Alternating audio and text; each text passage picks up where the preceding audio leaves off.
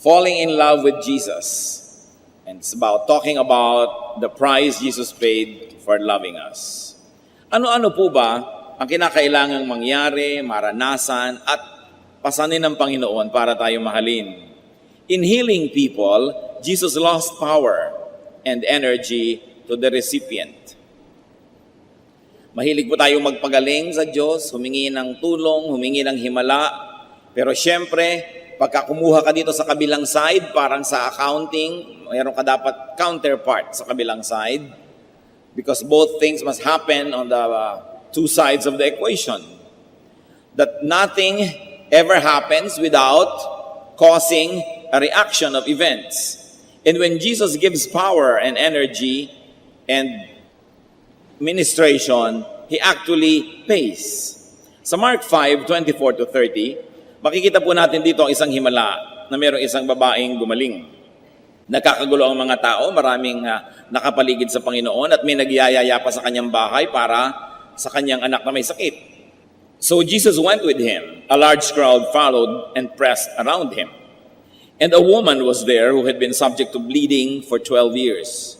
She had suffered a great deal under the care of many doctors and had spent all she had. Yet instead of getting better, she grew worse.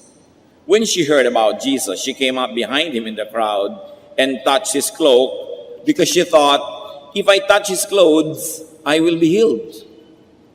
Immediately, the bleeding stopped, and she felt in her body that she was freed from her suffering. At once, Jesus realized that power had gone out from him. He turned around in the crowd and asked, "Who touched my clothes?" So meron po isang babaeng 12 taon nang dinudugo, hindi mapagaling ng sino mamang gagamot, naubos na ang pera, kapupunta rito at kapupunta sa ganung doktor. At sabi niya, mahipo ko lang ang laylayan ng kanyang damit, gagaling ako. Meron siyang ganung mananalig. At sa dinami-rami ng di magkamayaw na tao sa paligid ng Panginoon, obviously touching him, napapadikit sa kanya at nagsisiksikan, ang babaeng ito'y humipo sa kanyang damit. At agad-agad, dahil sa kanyang pananalig, naramdaman niyang siya'y gumaling. Kung meron po kayong napakasakit na karamdaman o napakahirap na kalagayan, kayo ang unang-unang makakaalam kung ito ay nawala.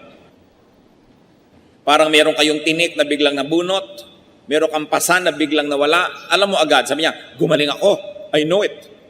At ang Panginoon, may naramdaman din. Naramdaman niya ang kapangyarihan na lumabas mula sa kanya. At sabi niya, sino ang humipo ng damit ko? Sabi ng mga walang kamalay-malay, mga clueless na mga disciples, ang dami-dami po tao na nagkakagulo dito, tinatanong niyo kung sino humipo sa inyo. Because obviously, there were so many people who were able to touch him, but this one particular touch had the touch of faith. Kaya siya lang ang gumaling sa dinami ng nakahipo sa Panginoon, siya lang may pananalig. Kaya sino man ang umaattend ng church, maraming nakikinig pero napagpapala ba? Gumagaling ba? Yung may pananalig lamang, hindi lang lahat ng nakakahipo ang gagaling.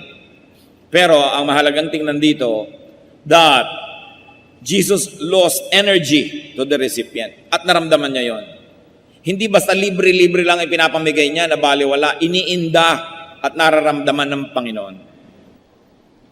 Kung minsan naman kasi iba, medyo may trabaho ka lang, may konti kang pera, bigyan mo naman kami, hindi mo naman iindahin, ang dami mo naman pera. Paano ko pwede magbigay kahit kanino na hindi mo iniinda? At ang Panginoon talagang nararamdaman niya ang kanyang pagbibigay because He pays. What else did Jesus pay to become our Lord and loving Savior? The Lord received the illnesses upon Himself whenever He healed people. In healing people, He received the illnesses. Matthew 8:16-17, when evening came, many who were demon-possessed were brought to Him, and He drove out the spirits with a word and healed all the sick. This was to fulfill what was spoken through the prophet Isaiah. He took up our infirmities and carried our diseases. Nakikita niyo po yung mga nurses, doctors, technicians na nagsisilbi sa mga pasyenteng may sakit, lalo yung nakakahawa, bihis na bihis, ayos na ayos, linis na linis dahil baka makuha nila yung sakit. Pero kung yan po ay tinatanggal sa atin, lumilipat. Inoperahan ka, tinanggal yung maruming bahagi ng iyong katawan, napalipat yun dun sa kung saang lugar, kaya iniingatan nila kung saan pumupunta yung mga biological wastes ng ospital. Dahil may paglilipatan yon, kaya kailangang ingatan. Yung basura natin, inalis natin sa ating bahay na wala yung baho pero lumipat sa iba.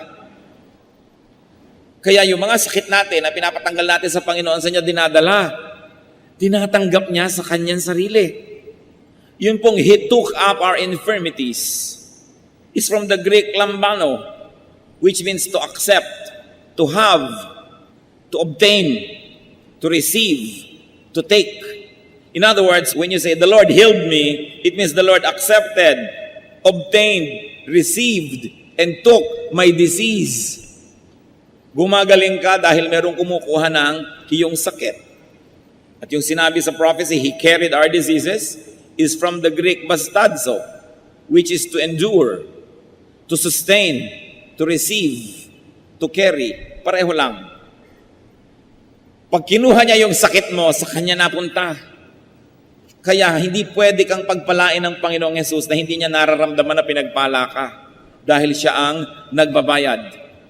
In forgiving sins, Jesus received the punishment due the sinner. Hihingang ng tawad, Lord, patawarin niyo po ako sa kasalanan ko, nagkasala po ako, patawarin niyo po ako. Pag pinapatawad tayo, may nagbabayad. Pag may utang na pinapatawad dahil may nagbayad, hindi pwedeng walang nagbayad. At tuwing humihingi tayo ng tawad para sa ating kasalanan, si Jesus ang ating pinagbabayad. Mga kapatid, kung minsan siguro, sobrang na tayo nasanay sa kabutihan ng Diyos.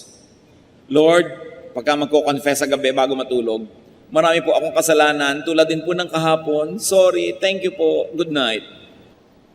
Ganon na lang ba kagaan ang paghingi ng tawad? Kung atin pong laging naaalala na pag humihingi tayo ng tawad, may nagbabayad at ang Panginoon yun. Whenever you ask to be cleansed, linisin niyo po ako, Panginoon. You are asking Jesus to shed His blood to cleanse you. Cleansing, salvation is free, but it is not cheap because Jesus pays. Isaiah 53 verses 5 to 6, referring to the Lord, but He was pierced for our transgressions. He was crushed for our iniquities. The punishment that brought us peace was upon Him, and by His wounds we are healed. We all like sheep have gone astray. Each of us has turned to his own way, and the Lord has laid on Him the iniquity of us all. Bakit siya sinugatan? Dahil sa ating mga kasalanan. Bakit siya dinurog? Dahil sa ating mga karumihan. Bakit siya pinarusahan? Ba't tayo nagkaroon ng kapayapaan? Dahil lahat ng gulo natin itinambak sa Kanya at ibinigay sa Kanya. At bakit nawala ang ating mga sugat? Sapagkat inilipat sa Kanya. Sabi, lahat tayo para mga tupang naligaw. Alam niyo po, ang mga tupa, napakadaling maligaw. Kahit araw-araw, doon dumadaan sa landas na yon, konting lito lang, nalito na, lumiko na sa iba, nahulog na sa bangin. Kaya ang ginagamit na paghahalin tulad sa mga mananampalataya ay tupa. Kasi ang tupa ang daling maligaw.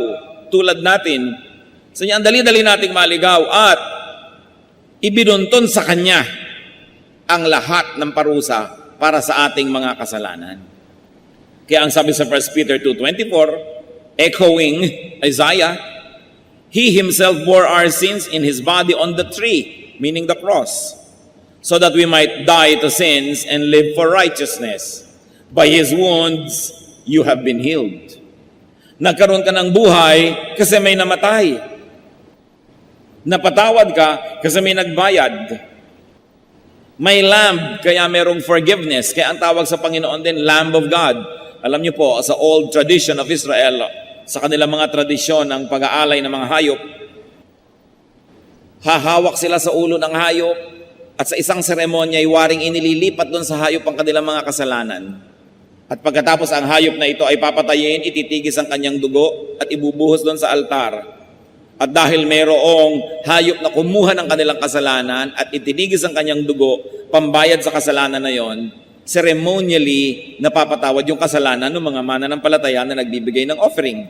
Ito po yung old offering tradition of Israel. But of course, this was only a hint, a clue of the offering that the true Lamb of God, Jesus, was going to pay. So sa kamatayan ni Jesus, lumilipat sa Kanya ang ating kasalanan, kaya Siya namatay. Hindi naman nakakapagpatawad ng kasalanan yung patuloy kang mag-offer ng mga hayop.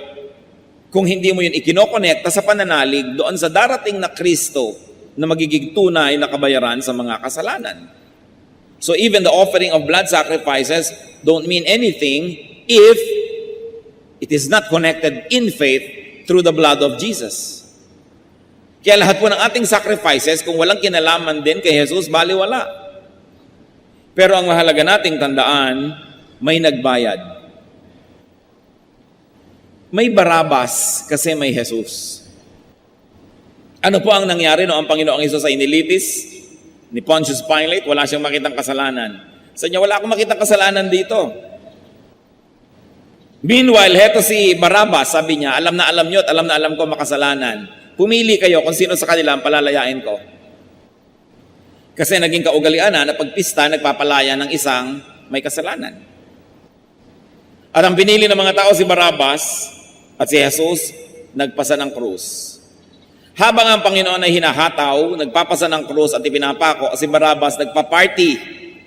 Nagkaroon bigla ng bienvenida party ng kanyang mga kaibigan, kamag-anak, sapagkat siya'y lumaya, samantalang siya'y dapat ay ipako sa krus, dapat siyang parusahan. Pero nakalaya siya dahil si Jesus ang napako. Mga kapatid, tayo ang mga Barabas na yan. Sabihin niyo sa katabi niyo, ikaw si Barabas. At sabihin niyo naman sa nagsabi sa inyo, at ikaw din. Kaya tayo pupunta sa kalangitan dahil si Lord ay nagbayad. Sabi sa Bible, He went down to the depths of hell for 3 days. Kaya tayo magkakaroon ng buhay, siya'y namatay. Kaya tayo lumilinis, siya ang pinarumi. At siya ang tumanggap ng ating mga kasalanan. So we should never just take confession lightly. Na hindi natin sabihin, Lord, may kasalanan na naman po ako. Sabi ng iba, sige na, magkasala ka na, i-confess mo na lang. Madali namang kausapan Diyos, i-confess mo lang. Sabi sa Bible, if we confess our sins, He is just and will forgive us all our iniquities. Yes, the Lord forgives, but the Lord pays. Tuwing kayo po, halimbawa, gagawa ng mali, pero alam nyo, magulang nyo magbabayad. At di ba, nangyayari naman sa buhay natin yan? Mga anak gagawa ng mali, magulang nagbabayad. Magulang nagbabayad ng piyansa, magulang ang nagbabayad sa pulis, magulang ang nagbabayad sa hukom, magulang ang nagbabayad sa ospital, sa mga na-damage. Talagang may nagbabayad. Pero anong klaseng anak ka naman tuwing wala ka na lamang ginagawang pag-iingat dahil may nagbabayad naman? At sa mga kasalanan natin paulit-ulit, ang Panginoon, paulit-ulit nating sinusugatan para kuhanan ng dugo na panglinis sa ating kasalanan. Ganun niya tayo kamahal.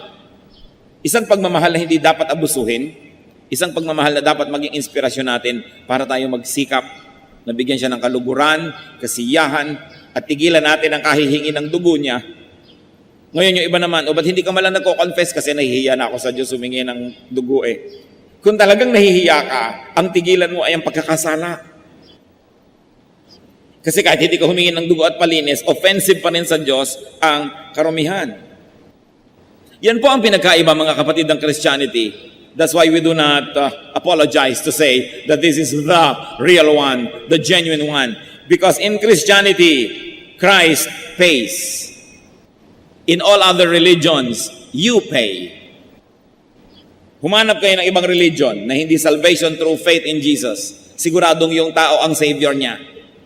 Kailangan siya magsakripisyo, kailangan siya magbayad, kailangan siya magbiyahe patungo sa malayo to earn points. Kailangan siyang gumawa nito at gumawa noon, magpahirap sa sarili dahil siya ang nagbabayad sa kanyang kasalanan. Pero kaya ba nating bayaran? Ano man ang gawin natin sakripisyo? Hindi.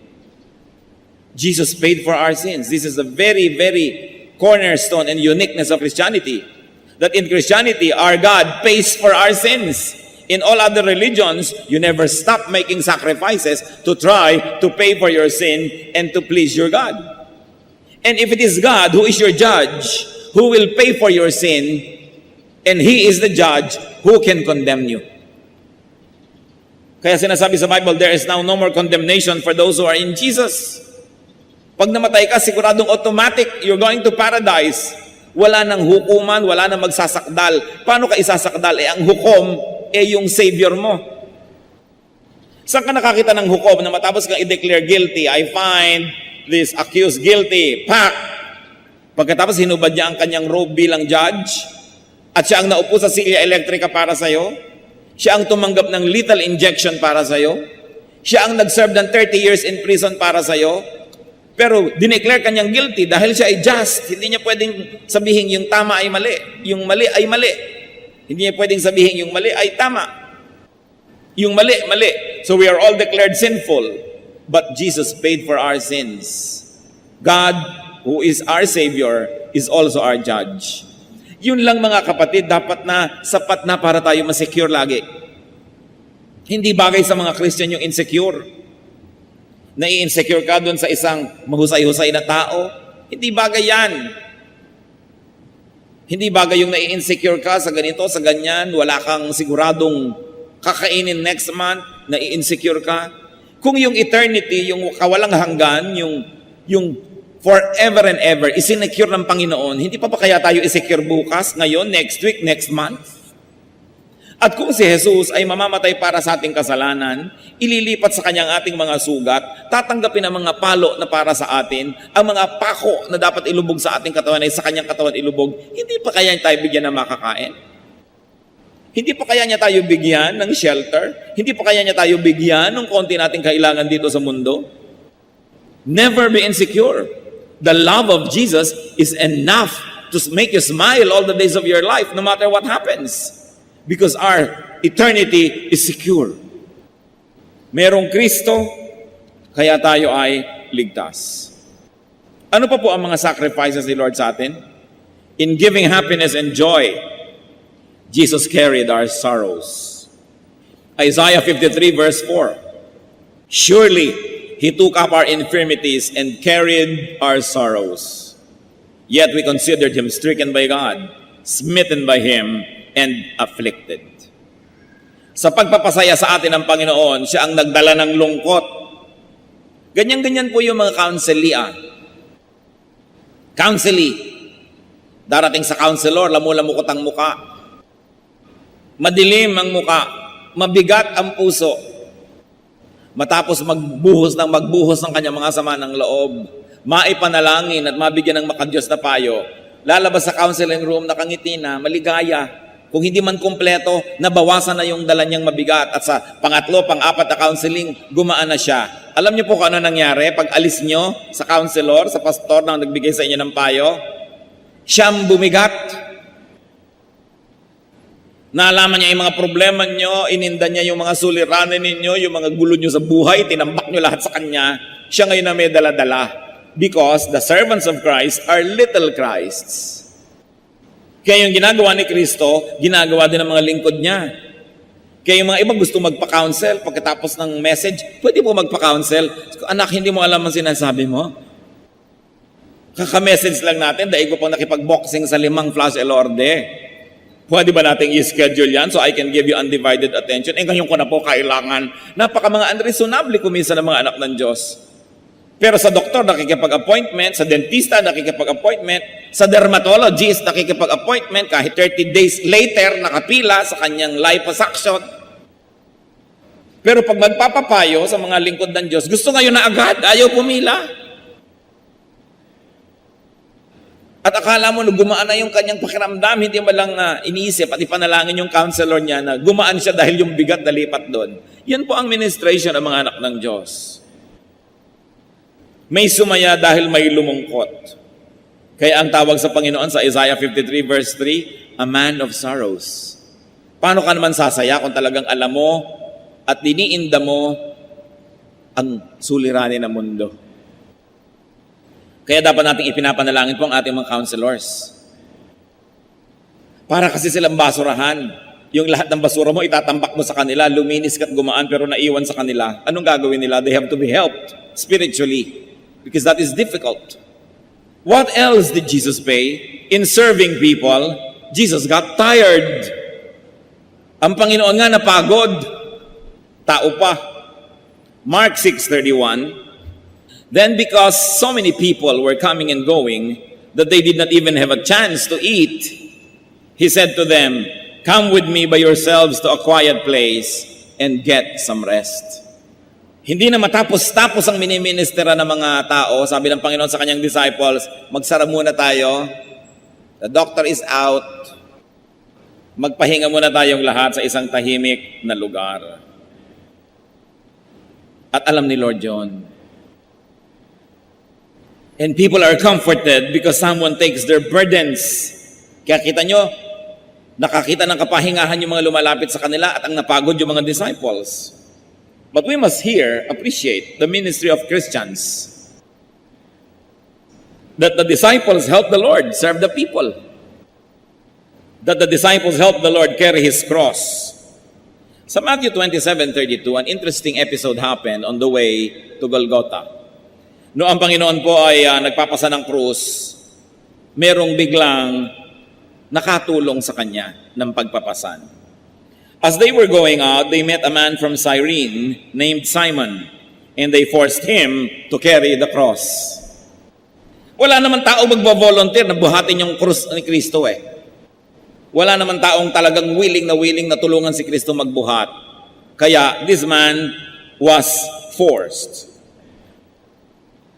We should know that many servants, many helpers, and disciples of Christ were actually forced to help the Lord.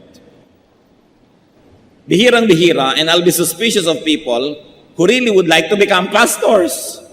Yung talagang gustong-gusto maging pastor na gustong-gusto. Bakit?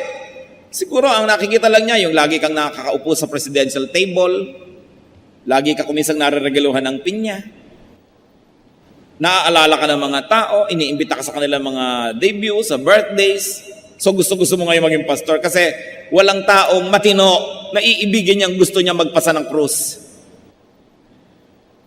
Kaya yung nagpapasa ng krus, yan ay mga pinilit pa ng Diyos. Mga kuminsan, pinagsara na ng ibang pinto para mag-serve na talaga dahil ayaw pa eh. O kaya takas ng takas katulad na ni Jonah na nagbabagyo pa at kung ano-anong dilubyo ang nangyari para lang sumunod siya sa kagustuhan ng Diyos. Pero ang maganda nito, sa napilitan kayo't hindi, kung tayo ay kapwa lingkod ni Jesus, tayo'y tumutulong na gawin ang kanyang gawain, ito'y malaking bagay. Kahit si Jesus na nga siya, kinailangan pa na magkaroon ng isang taong katuwang, katulong sa kanyang gawain.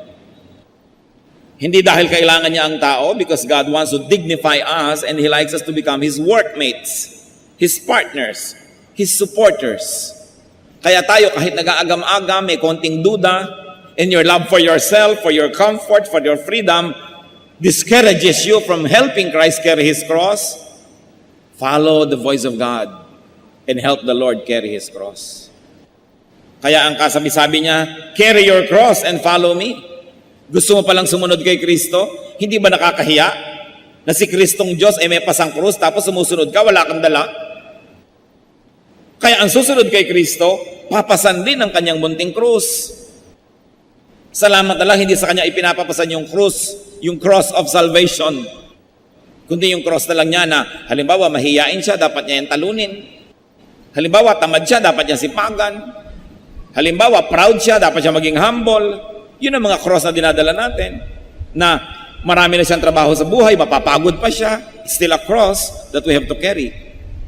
But it is a ministry. In identifying with people, Jesus lost His favored status. He lost His fellowship with the Father. Naranasan nyo na ba na kayo nasa isang marangal na kalagayan, pagkatapos may mga tao nasa isang abang kalagayan, pero in identifying with them, bumaba tuloy yung ranking nyo? Ganyan ang ginawa ni Jesus. Kung minsan ikaw ay napaka-respectable person, very accomplished, pagkatapos ang mga kapatid mo, ang mga pinsan mo, ang lahat ng kamag-anak mo, basagulero, mga hampas lupa, pero in identifying with them, nababawasan ang iyong ningning, but you identify with them nevertheless, kasi kamag-anak mo. Isa kang kagalang-galang na teacher na babae, ginagalang ng lahat, tapos yung asawa mo, pasuray-suray at laseng. Dahil sa iyong association, nadadala ka niya pababa. Ano kaya ang pagbaba na dinadala natin sa Panginoon? Na siya'y nasa langit, literally ibinaba sa lupa. Napakataas ang kalagayan, siya'y naging hamak, siya'y naging kawawa, inapi-api, sinaktan. Biruin mo, anak ng Diyos, sasampalin ng tao lamang, papahirapan, sasaksakin, hahampasin. At hindi lang yon. Naputol pa ang kanyang favored fellowship with the Father. Matthew 27:46. About the 9th hour, Jesus cried out in a loud voice, Eloi, Eloi, lama sabachthani, which means, my God, why have you forsaken me? Isang napakalaking tanong sa marami, bakit sinasabi ni Jesus yun nung mamamatay na siya? Because when Jesus was about to die, all your sins, my sins, the sins of all people of the world, then, now, and in the future, were placed upon Him. Ang lahat ng ating kasalanan, itinambak kay Jesus. Pati yung gagawin pa lang natin, itinambak na para pag nangyari't ginawa natin at inihingi natin ng tawad, nabayaran na rin sa krus. Kaya naputol ang relasyon ng Ama sa Anak because how can God who is holy, how can the Father who is perfectly holy have fellowship with the Son who has now become the sin and who has now become the personification of sin? Nalipat sa Kanya lahat. Kumisan, may anak ka, hindi mo gusto yung mapapangasawa dahil nakipag-isa doon, itatakwil mo. Hindi mo na ako ama mula ngayon. E paano pa yung Diyos Ama sa langit? Ano magiging relasyon niya sa Diyos Anak na naging sobrang makasalanan, pati yun naputol? Ibinaba natin ang kalagayan ng Panginoon at ginawa niya yon para tayo itaas. Huwag magtaka, mga kapatid, if in our association with Jesus, sa tingin ng iba bumababa tayo. Sobrang pagbaba ang ginawa ng Panginoon para maki-associate sa atin. Huwag tayong manghinayang kung sa tingin lang ng ibang tao dyan, bumababa tayo dahil kayo nagbabasa ngayon ng Bible, dahil ikaw ngayon ay naging born again Christian, dahil ikaw ngayon ay naghahanap ng katotohanan. Sabi nila, ano nangyari sa'yo? Bakit iniwan mo ang ating dating relihiyon? Naligaw ka na ng landas, nababaliw ka na, nagbabible ka na.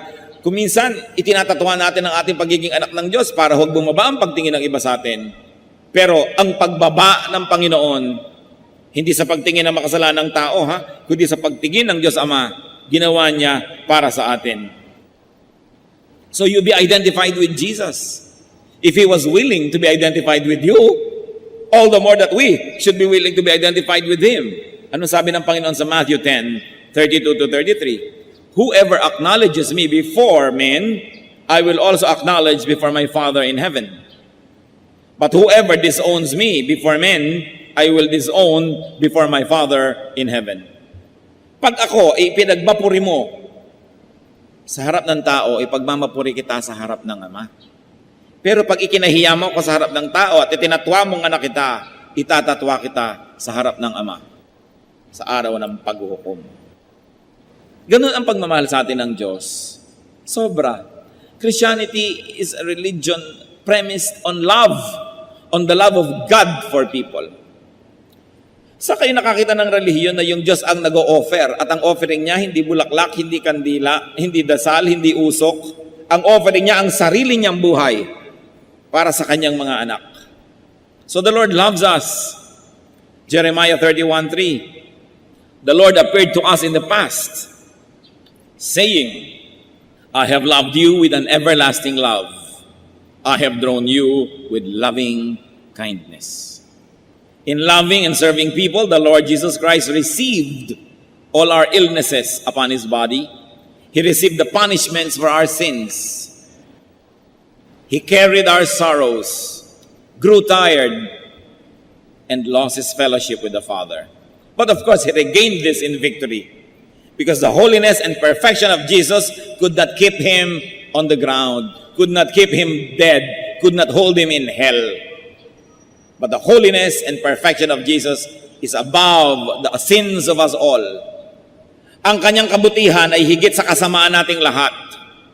Ang kanyang kalinisan ay higit na makapangyarihan sa karumihan nating lahat. Kaya kaya niyang bayaran ang lahat ng ating kasalanan. Kaya siya ang kaisa-isa bukod tangi qualified to be Savior and to be Lord. Meron pong nangyayaring osmosis when you are with the Lord. Ano po ba yung osmosis?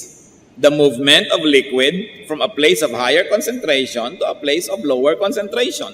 Or the movement of anything. Kaya yung itlog ng itik na ibinabad nyo sa asin ng matagal, nagiging itlog na maalat. Kasi yung alat ng asin nakakalampas doon sa shell na yan ng itlog at nakakapasok sa loob, nagiging maalat. Kaya ang ibinababad nyo, iminamarinade yung karne sa toyo, naglalasang toyo. At kaya naman, yung masarap sana, pero sinobrahan nyo ang sabaw, lahat ng lasa niya nagpunta na sa sabaw, nawala na yung concentration, nag-osmosis. Pag tayo babad sa Panginoon, osmosis happens. Yung kapangyarihan niya, yung kanyang lasa, yung kanyang kagandahan lumilipat sa atin. At alam niyo nangyayari, lahat ng kasamaan natin at karamihan lumilipat sa kanya at binabayaran niya. Kaya ang mahalaga, sino ang iyong kasama, sino ang iyong kababad, dahil magiging ganun ka rin. Kung nakikibabad ka sa mga laging nagpupuyat, magiging puyat ka rin. Kung nakikihalubilo ka sa mga umiinom ng alak, magiging lasenggo ka rin. Kung nakikisama ka sa mga rebelde, magiging rebelde ka rin. Pag sumasama ka sa mga sexually immoral, magiging immoral ka rin. Because there is osmosis. That's why you choose who you go with. Pero syempre, marami namang gustong maglasing talaga, so sasama dun sa nagyayaya sa inuman. Kasi sila mismo gusto rin nila yun eh. Paano pa ako nakonsente, na-encourage? Di lalong mangyayari yun. Kaya yung mayayabang na sumasama sa kapwa mayabang, lalong yumayabang. Yung mga tamad na sumasama sa mga tamad, lalong nagiging tamad. Anong mangyayari kung sumasama tayo sa mga makadiyos? Anong mangyayari kung makikiisa tayo sa Diyos mismo? Kaya napakahalaga that there is osmosis happening in our lives. Saan ba tayo bumababad? Sa salita ng Diyos, sa kabutihan, sa magandang payo? Do not be surprised if in ministering to Christ and in ministering for Christ, you suffer. Huwag kayong ma-surprise. Sasabihin nyo, kung kailan pa ako naging Christian, nagkaroon ako ng ganitong uri ng suffering. Kung kailan pa ako naglingkod sa Panginoon, kung kailan pa ako sumali sa choir, o naging instrumentalist, o Sunday school teacher, kung kailan pa ako nagpastor, kung kailan pa ako nag-volunteer, nagkaroon ako ng suffering. Don't be surprised, because Christ that you follow suffered.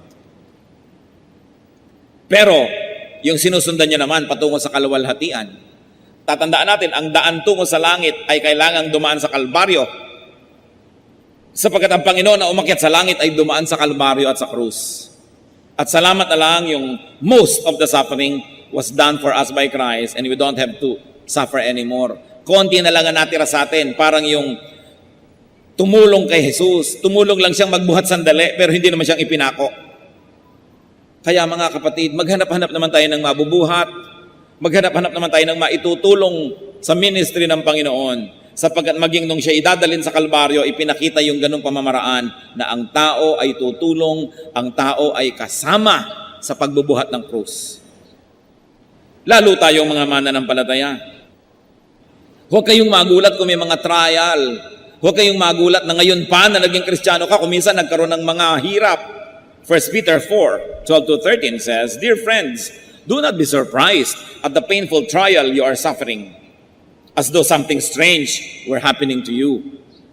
But rejoice that you participate in the sufferings of Christ, so that you may be overjoyed when His glory is revealed.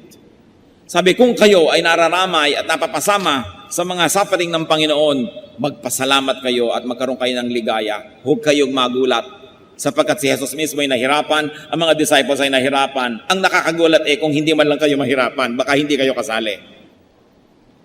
Yun ang nais nating maalala. John 21:15-16. When they had finished eating, Jesus said to Simon Peter, Simon, son of John, do you truly love me more than these? Yes, Lord, he said, you know that I love you. And Jesus said, feed my lambs. Again, Jesus said, Simon, son of John, do you truly love me? He answered, yes, Lord, you know that I love you. Jesus said, take care of my sheep. So tayo minahal ng Panginoon. Ang tanong sa atin ngayon, mahal mo ba ako? At kung ang sagot nyo, yes, Lord, I love you. Alam nyo ang sagot niya, bueno, feed my sheep. Feed my lambs. Take care of my people. Take care of my church. The church is the body of believers, the head of which is Jesus. Kung mahal mo ako, paano mo ako paglilingkuran? Nasa langit ako, paglingkuran mo ang mga kapatid, ang kapatiran, ang church. Paano mo ako bibigyan? Ang yaman-yaman ko, wala akong kailangan, Diyos ako. Buwes, bigyan mo ang mga kapatid, bigyan mo ang gawain, bigyan mo ang misyon, bigyan mo ang church. Paano mo ako tutulungan ay ako'y Diyos? Tulungan mo ang mga kapuspalad, ang mga kawawa, because whatever you do to the least of this, you do to me. Gusto mo akong gawa ng mabuti? Sabi ng Panginoon, gawin mo sa iyong kapwa. Gawin mo, unang-una sa iyong mga kapatid sa pananalig, at pagkatapos gawin mo kahit kanino paman. Yan ay ituturing ko na ginagawa mo sa akin. Jesus is loving, we should be grateful. And what better way to show our gratitude than to love those whom He loved, to love His church and not divide it, to love His church and not speak against it, to love His church and do everything to strengthen it, not to weaken it. Dapat lahat po ng ginagawa natin ay para tumulong na palakasin ng iglesia, hindi ito para pahinain, hatiin at siraan. Dapat lahat ng ginagawa natin ay para lingapin pagmalasakitan ng iglesia ng Panginoon sapagkat siya ang ulo ng iglesia. At wala tayong maaaring gawin na pananakit, pagbabaliwala, pagtalikod, pagpapabaya sa church na hindi ituturing na pagtalikod sa Kanya. Because He is the head of His church.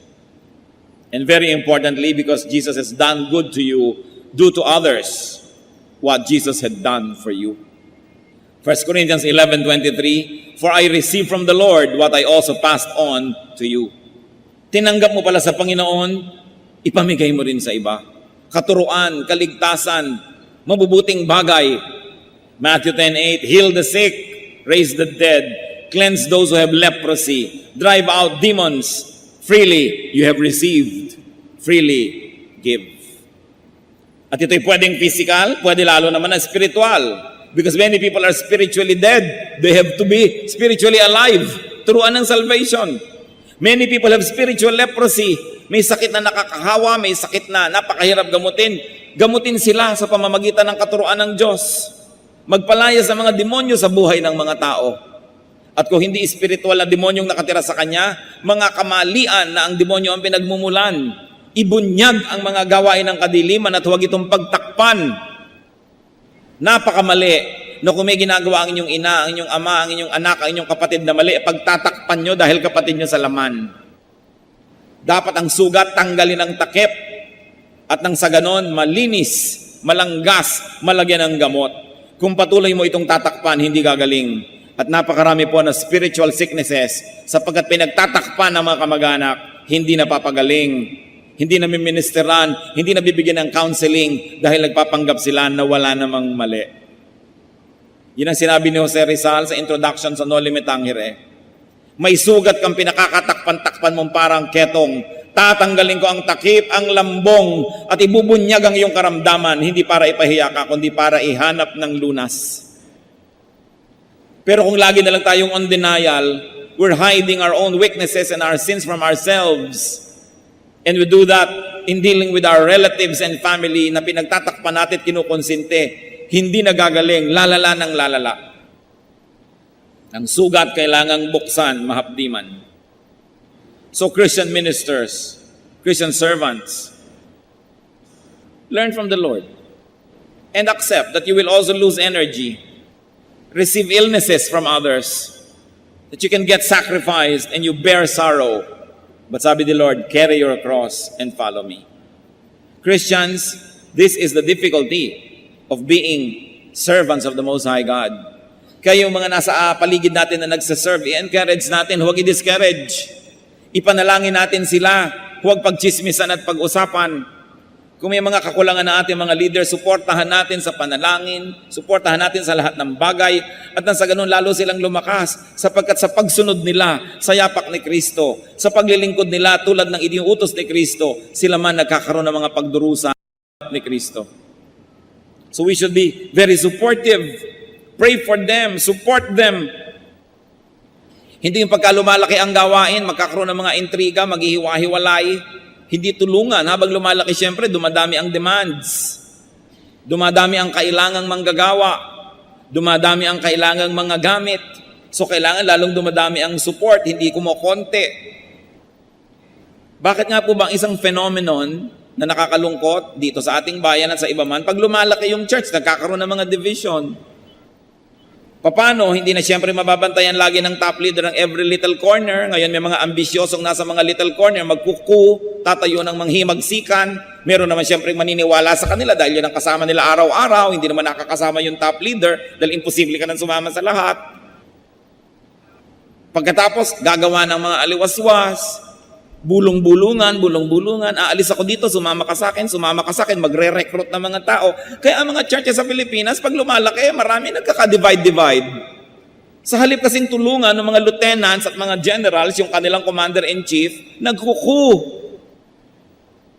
At yung ipinagkatiwala sa kanilang posisyon na makasama ng mga tao, ginagamit nila para pasikatin ang sarili nila, mamahal sila ng mga tao para sumama sa kanilang mga kabuktutan. That's why it is important to respect the chain of command, those who are in authority. Pag meron pong nakakataas sa inyo na hindi na siya susunod sa mas nakakataas sa kanya, hindi na siya dapat sundin. Kasi ang tawag doon, coup. Ang sabi ni Lord, respect those who are in authority. So we should never support such kind of efforts. Lalo sa church. Kasi kung minsan sa mga gobyerno, hindi mo na alam kung godly yung leadership. Alam nga namang si Hitler yung leader, sasabihin mo pa, respect those who are in authority. Pag hindi na makadiyos, huwag mong sundin. Dahil pag si Satanas na ang sinusunod, hindi na dapat yung sundin. So it is important for us to realize the sacrifices also of those who obey the Lord. Ang ating mga choir leader, ang ating mga Sunday school teacher, sa kanilang nananahimik na buhay, pumayag sila magpasandi ng krus na yon, huwag nating dagdagan. Huwag na tayo yung maging pasanin. Maging supportive tayo. It is important to pray for those who follow Jesus.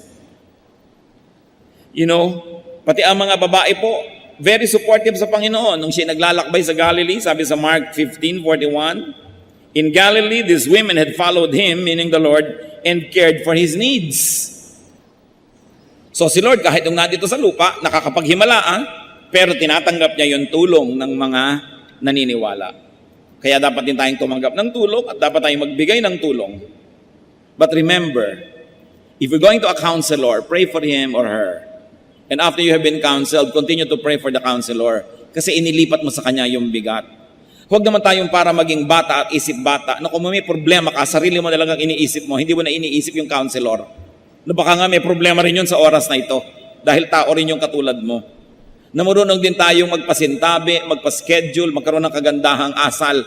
Hindi ko mo need tayo para tayong isang batang nag-iiyak at naggugugulong sa lupa na ang gusto mo unahin ka ng lahat na pansinin. Kailangan, suportahan din natin yung mga sumusuporta sa atin. Because when we weaken them, we also weaken ourselves. When you are not supportive of your church will be weak, your church cannot serve you. So in the end, you lose. Pero ano po ang sentro ng ating pinag-uusapan ngayon? Jesus paid a very dear price to love us. We should be willing to pay the price to love Him in return. Aming Diyos, kami po'y naghahanap pa ng mga personal na application sa aming napag-aralan. Ituro niyo po sa amin kung ano ang mga dapat namin gawin dahil mahal niyo kami. Maging mapagmahal din kami sa aming kapwa. Maging matulungin. Turuan niyo kami, Panginoon, na igalang, mahalin at suportahan ang mga nangunguna sa amin. Nakapwa-tao lang naman namin sila at hindi sila katulad mo na Diyos. Kaya turuan mo kami, Panginoon, na sila ay lalo pang suportahan, to empower them, to pray for them, so that they may be able to do the duties that you have given them, not only with strength and power, but also with joy. At kami naman, Panginoon, ituro mo to carry our little crosses